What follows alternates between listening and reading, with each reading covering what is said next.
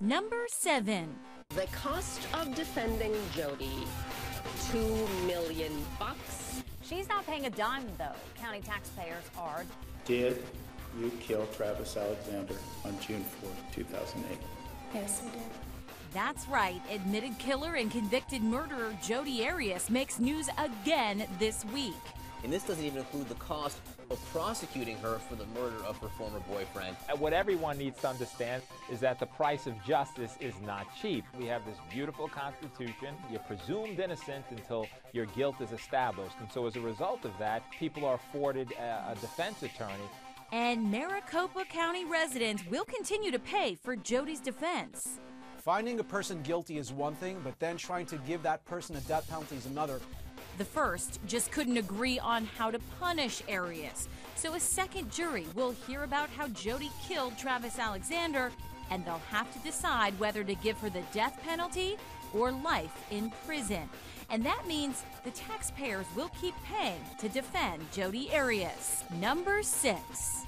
We continue to follow this breaking news. We have just gotten word that an Italian court has convicted Amanda Knox for the 2007 murder of Meredith Kircher. This after overturning her conviction from 2009. Both defendants are acquitted of offenses under A, B, C, D because the offense didn't take place. And with regard to E, because it doesn't stand alone, we have overturned it. So we have ordered the immediate release from prison of Knox Amanda and Sollecito Raffaella. That was in 2011. Foxy Knoxy, as the Italian press nicknamed her, has been on U.S. soil ever since. Today, she spoke to ABC News about the new guilty verdict. I will never go willingly back to the place where I'm going to fight this until the very end. It's more like a stage play than a trial. The sloppy collection of evidence and the delays in the collection of some evidence, like there was a bra clasp that supposedly had some incriminating DNA, but it was found 6 weeks after the crime. I mean, it's a mess. The whole thing is a total mess. And it's not right. And it's not fair. I need a lot of help. I can't do this on my own, and I can't help people understand this on my own. Number 5, Bieber arrested again. What's up, guys? Justin here. 1 week, 2 countries, 2 arrests. Justin, did you attack the limo driver? Did you attack the limo driver? Now facing potential legal battles in 3 jurisdictions. The allegation is from the limo driver that he keeps getting hit in the back of the head. I think we're really seeing a young man again in trouble, perhaps a substance abuse problem, and someone spiraling out of control. He's really not taking this very seriously. Is Bieber out of control? Some say the outrage over his behavior has been blown out of proportion. The parents are supporting his endeavor. His father was involved in this drag racing. I hate to point fingers at the parents in situations like this. This may just be the beginning of drug addiction in a young adult. Number 4. The nightmare continues for those folks on board that Royal Caribbean cruise. Hundreds of passengers sick. They're finally due back tomorrow. Stacy, what's it like on board for those people? It smells like disinfectant and vomit. It's hard to get a hold of these passengers. Basically, it sounds like a nightmare. Now 1 in 5 of its more than 3,000 passengers have fallen sick. A wave of illness with symptoms similar to the highly contagious norovirus. Yikes. One of those unfortunate souls had this to say. Never come back again. Yeah. Not on this cruise line. Yeah. We were here with them 2 years ago. The same thing. Ship was overrun with this sickness. Another Royal Caribbean ship in the headlines last week for a norovirus outbreak. The Majesty of the Seas docked in Miami after 60-plus passengers and crew got sick, suffering from severe gastrointestinal symptoms. I spent like the whole night on the toilet. Number 3. The federal government decides it will seek the death penalty for the accused Boston Marathon terrorist. It was an act that will live in our minds forever.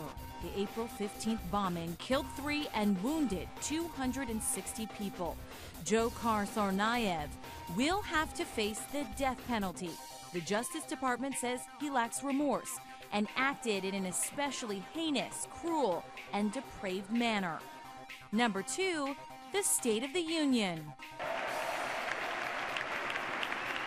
For over an hour, more than 7,000 words, President Obama telling his biggest audience of the year he's not waiting on Congress to start his year of action. Wherever and whenever I can take steps without legislation to expand opportunity for more American families, that's what I'm going to do.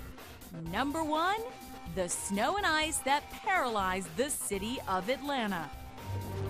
Thousands of drivers stranded on gridlocked highways. I'm in hour 10. It's a very dangerous situation out here on the roadways in Atlanta. Very frustrating. Basically, people are just driving where they want. Children stuck on their school buses well past midnight. I was super scared. I was like, if I don't get home to my parents, I'm going to freak out. There are plenty of people who say those school children should have never been placed in that position, that schools should have been closed before Carol, the weather hit. Carol, let me say this. If you're being fair, you would point out that the Atlanta public school system makes the call on when the system is closed. A city of 6 million people, and no one could move. Weather experts warned, why wasn't the city prepared? Thousands of businesses decided to release their employees. During the day, there are 1.1 million people in the city, and all of those people left at about the same time, which caused a massive traffic jam that caused a great difficulty. That being said, we got 1 million people out of the city. We have not had any fatalities. We've cleared the way of all of our hospitals, all of our police stations, I've heard and this all from of our public fire officials stations. before. We didn't have any fatalities, but that was just by the grace of God. There were 1,000 traffic accidents. It's not People just by got the out grace of their God. cars on icy roadways in It's frigid easy for you to conditions say walk home. from your anchor seat. The fact No, of the matter, I it's was not out just- stuck in the it's traffic. not- I well, was one of those people. Some people were stuck in their cars for nearly 24 hours. With no food or water or access to a bathroom, nor those whose car batteries died or who ran out of gas, simply left their vehicles behind. My drive shaft blew out, but my engine was still good. I had gas, so I could sleep with my heat on. You know, a lot of these folks out here didn't even have heat. Next week, the Super Bowl.